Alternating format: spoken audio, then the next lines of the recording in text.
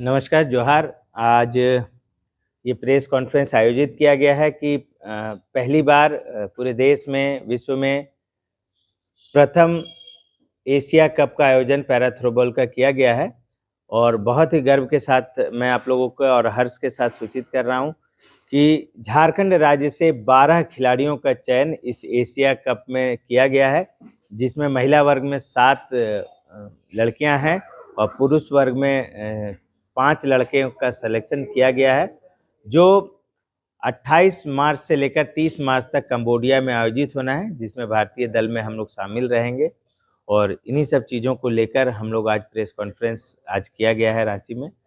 आप सब इस ओर देख सकते हैं कि इस ओर महिलाएं हैं जो लगातार कई अंतर्राष्ट्रीय स्तर तक खेल कर आई हैं। मलेशिया, थाईलैंड, भूटान, नेपाल, ऐसे तमाम जगहों से ये लोग पहले से गोल्ड मेडल जीते हैं और बहुत ही गर्व का विषय है कि अब इन लोगों का सिलेक्शन इस एशिया कप में हुआ। इस ओर हमारे पुरुष वर्ग की टीम बैठे हुए हैं। राजेश जी पलामू से है, मुकेश सनगढ़ा से है, सनोज रांची चारी से है और हमारे पीछे पवन जी है जो लोहरदगा से है। ऐसे तमाम बच्चे झारखंड राज्य से हैं और ये चयन इसलिए किया गया, ये चूंकि हम लोगों ने इतना मेहनत किया है राज्य में, लगातार 5 सालों से हम लोग लगातार थ्रो बॉल पे मेहनत करते आए हैं। नेशनल इंटरनेशनल में मेडल लाया है। अभी आप देखेंगे कि सितंबर में नेशनल का आयोजन किया गया था और जिसमें उस प्रतियोगिता में 18 टीमें शामिल हुई थी, 18 राज्यों की, और उसमें दोनों ही वर्गों में, महिला वर्ग और पुरुष वर्ग दोनों में हम लोग विजेता रहे थे, दोनों गोल्ड मेडल रहे थे। तो उन्हीं सब परफॉर्मेंस के हिसाब से देखते हुए जो चयन समिति है उन लोगों ने ये चयन किया है 7 महिलाओं का, 5 पुरुषों का। तो ये गर्व की बात है हमारे लिए नहीं, पूरे राज्य के लिए। इस खेल के लिए सर सरकार का आपको क्या सपोर्ट मिल रहा है? देखिए, सरकार से यही एकमात्र सपोर्ट है कि हम लोगों को एक बेहतर प्रशिक्षण के लिए एक जगह दी गई है जहां पर बच्चे प्रशिक्षण लेते हैं संडे के दिन आकर। और बाकी अगर फाइनेंशियली, आर्थिक तौर पे आप अगर पूछेंगे कि सरकार आपको क्या मदद करती है, तो बिल्कुल सरकार अभी तक हम लोगों को कोई भी आर्थिक सहायता नहीं कर पा रही है। पर ये भी सच्चाई है कि जब तक सरकार हम लोगों को आर्थिक सहायता नहीं देगी तब तक हम लोग, शायद आज एशिया कप में सिलेक्शन हो गया पर ऐसा ना हो कि इसी 12 खिलाड़ी में पैसे के अभाव के कारण कोई खिलाड़ी ना जा पाए। तो ये सिर्फ खिलाड़ियों के लिए दुर्भाग्य नहीं होगा, ये पूरे राज्य के लिए दुर्भाग्यपूर्ण होगा कि कोई एशिया कप तक अपना जगह बनाता है, पिछले 5-7 सालों से मेहनत करता है। एक आप समझिए कि एक स्टेट अपने मोहल्ले में जगह बनाना बहुत मुश्किल होता है और पूरे देश में जहाँ पर बहुत सारी अन्य राज्यों में बहुत सारी सुविधाएं, आप हरियाणा चले जाए, आप तमिलनाडु चले जाए, आप राजस्थान, वहाँ के खिलाड़ियों को बहुत सारी सुविधाएं हैं। झारखंड के बच्चों को कुछ भी सुविधा नहीं है, उसके बाद भी इंडियन टीम में जगह बनाकर एशिया टीम में जगह बनाया है, ये बहुत गर्व की बात है। मैं सरकार से एक ही बात कहूँगा कि आर्थिक तंगी के कारण कोई हमारा खिलाड़ी रह ना जाए, ये मैं सरकार से दरख्वास्त करता हूँ कि हम आपको मेडल लाकर दे रहे हैं और देते रहेंगे, मेडल लाएंगे। हम अपना मेहनत 100 से लेकर 200% हम अपना मेहनत करेंगे। बस आर्थिक तंगी से हम लोगों को निकालने की आवश्यकता है। सरकार नियमावली बदले और हम लोगों को इसमें मदद करे ताकि हमारे खिलाड़ी, आज आप 7 खिलाड़ी देख रहे हैं महिला में, आज 4-5 खिलाड़ी देख रहे हैं पुरुष में।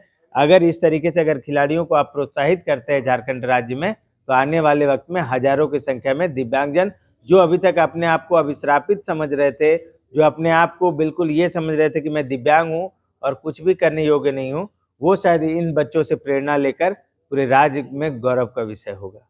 आखिर कहाँ कमी रह गई जो सरकार आप लोग प्रोत्साहित राशि? देखिए, ये सरकार को ये समझना होगा कि कहीं ना कहीं सरकार की ही कमी है। एक खिलाड़ी की जिम्मेवारी खेलने की है, अधिकारियों की जिम्मेवारी है सरकार तक अपनी बात पहुंचाने के लिए, पर पॉलिसी जैसे चीजों को सरकार ही वो पॉलिसी बनाएगी। सरकार अगर कहती है कि हमारे पास कोई पॉलिसी नहीं है, शायद अभी आप जाएंगे डायरेक्टरेट ऑफिस और पूछेंगे, बोलेंगे हमारे पास पॉलिसी नहीं है, पर ये पॉलिसी बनाने की जिम्मेवारी किसकी है? हमारी। जब पूरे देश में पैरा ओलंपिक खेला जाने लगा, जब पूरे देश में सामान्य लोगों से ज्यादा मेडल हम लोग लाकर देने लगे, तब भी झारखंड राज्य में अगर कोई आर्थिक फंड अगर नहीं व्यवस्था किया गया खेल विभाग में दिव्यांग खिलाड़ियों के लिए, तो ये दुर्भाग्य सिर्फ हमारे लिए नहीं है, पूरे राज्य के लिए और विभाग के लिए दुर्भाग्यपूर्ण है कि पिछले कई वर्षों से बच्चे अंतर्राष्ट्रीय खेलें। हो सकता है पहली बार आप नहीं जानते होंगे, पर आप देखेंगे कि पिछले 2 साल से यही बच्चे हैं जो अंतर्राष्ट्रीय स्तर पर जा रहे हैं। तो 2 साल में तो कम से कम हमारे लिए कुछ फंड की व्यवस्था करनी चाहिए। हमने कई बार यहाँ पर आपने देखा होगा श्रीलंका की टीम आई, बांग्लादेश की टीम आई, ऐसे तमाम मैंने टूर्नामेंट्स भी यहाँ पर हुए झारखंड राज्य में। तो आपको पता है कि अब देश में, विश्व में और आपके झारखंड राज्य में और सुदूर गांव में भी दिव्यांगजन खेल के प्रति जागरूक हो चुके हैं, वो खेल रहे हैं। तो मैं सरकार से यही कहूँगा कि आप उनको आर्थिक सहायता प्रदान करें।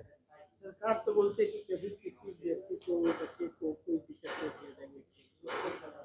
कहाँ से सरकार से आपने बैठ के बातचीत की या मंत्रालय से? देखिए, जब इस तरीके की बात आती है तो मुझे जुमले के समान लगता है, और मुझे लगता है कि जो कहते हैं कि इस राज्य के किसी को, तो हमको लगता है कि सरकार हम लोगों को इस राज्य का नहीं समझ रही है, या तो हम लोगों को इंसान नहीं समझ रही है, नागरिक नहीं।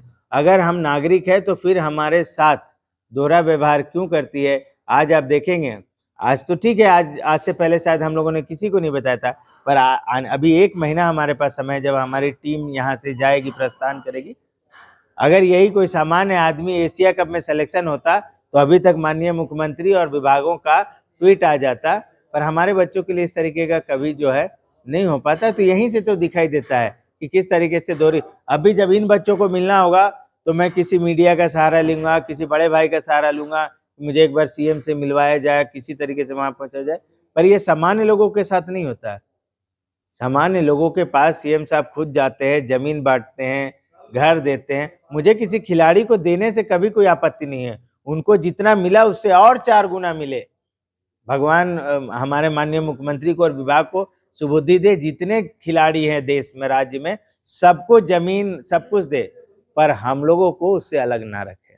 हम लोगों को भी, हम भी उसी देश के नागरिक हैं, उसी राज्य के बेटे हैं, उसी राज्य की बेटी है, तो हमें भी उसी में शामिल रखें। हमें अलग करने की आवश्यकता नहीं, हम अलग नहीं हैं। इंडिया सरकार का गवर्नमेंट का चला था खेलो इंडिया, उससे आप लोगों का प्रोत्साहन राशि को मिला? नहीं, खेलो इंडिया के माध्यम से प्रोत्साहन राशि नहीं। हमारा लास्ट टाइम हम लोग खेलो इंडिया में कई खिलाड़ी गए थे, पर चूंकि उसमें कोई भी मेडल नहीं लग पाया, चूंकि शायद उस स्तर का हमारे पास यहाँ पर प्रशिक्षण की व्यवस्था नहीं है, खिलाड़ियों को कोई सुविधाएं नहीं मिलती है। तो आप देखेंगे जो इंडिविजुअल्स गेम्स है, आर्चरी है, ऐसे तमाम गेम्स जो है उसमें बहुत सारे खिलाड़ी निकल कर नहीं आ पाते।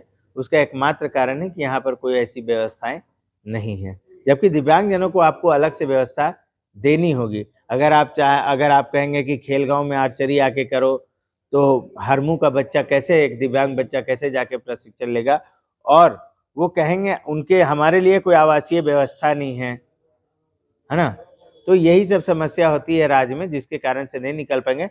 ये बहुत मेहनत, बहुत तपस्या के बाद ये खिलाड़ी यहाँ तक पहुँचे हैं। यही बिरसा मुंडा फुटबॉल स्टेडियम हम लोगों को सरकार ने दिया है, जहाँ पर प्रत्येक संडे को ये बच्चे आते हैं, प्रैक्टिस करते हैं। और कैसे प्रैक्टिस करते हैं, कैसे यहाँ तक पहुँचे, शायद मुझसे बेहतर ये खिलाड़ी बताएंगे। चूँकि सफलता की कहानी किताबों में लिखी जाती है, पर उस लिखने के पीछे स्याही कितना मेहनत से आता है, किताबें कैसे बनती हैं, वो एक वही व्यक्ति जानता है। उसके पीछे कितनी गहरी कहानी होती है, कितनी समस्याएं हैं, कितने मेहनत से ये बच्चे यहाँ तक पहुँचे। आज तो सुनने में लगेगा एशिया कप में सिलेक्शन हो गया, पर एक दिव्यांग व्यक्ति के लिए, जो महिमा उरांव जैसी जो जंगल में उनका गाँव है, या ये बेड़ों से आई है, यहाँ पर मेहनत करके रहती है ये बच्चियाँ, तो ये यहाँ तक ये कैसे पहुँच पाए, इनकी कहानी बहुत महत्वपूर्ण है कि आखिर कैसे यहाँ तक पहुँची है। मैं मुकेश कंचन, कप्तान पैरा थ्रोबॉल।